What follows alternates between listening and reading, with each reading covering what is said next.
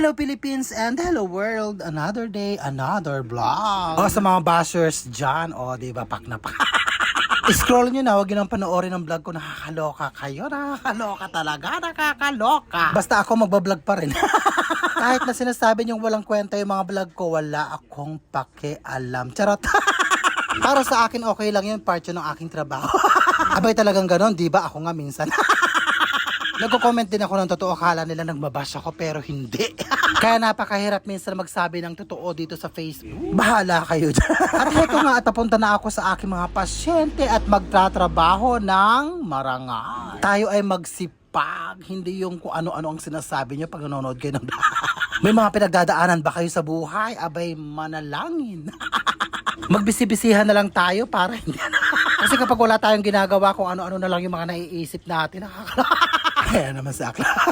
Nakakamiss yung anak ko, tuwing pupunta kami dito, dumadaan siya at bumibili ng pagkain niya. Kaya lang hindi ko na nga sinasama. At heto nga at super marites kami dito, Busy nga sila sa paghahanda ng pagkain ko. Diba, pak na pak, thank you.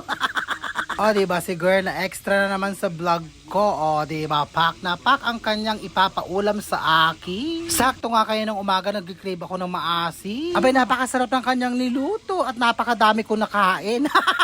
Tara at kumain tayo ng pananghalian at andito ako sa may Gapan. Pagkatapos nga, palipat na ako ng San Leonardo.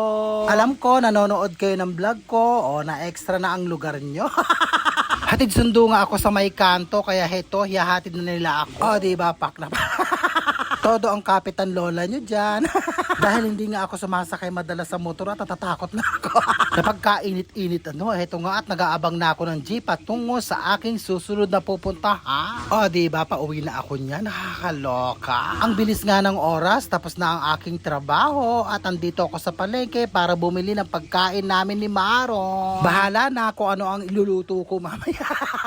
Diyos ko Lord, napakalakas nga ng ulan kanina. Buti nga tumila na, nakakaloka ang ulan pero okay lang. At heto nga at magluluto na ako ng aking ulam at itutuloy ko ang aking cravings kaninang umaga. Hulaan nyo na lang, charot.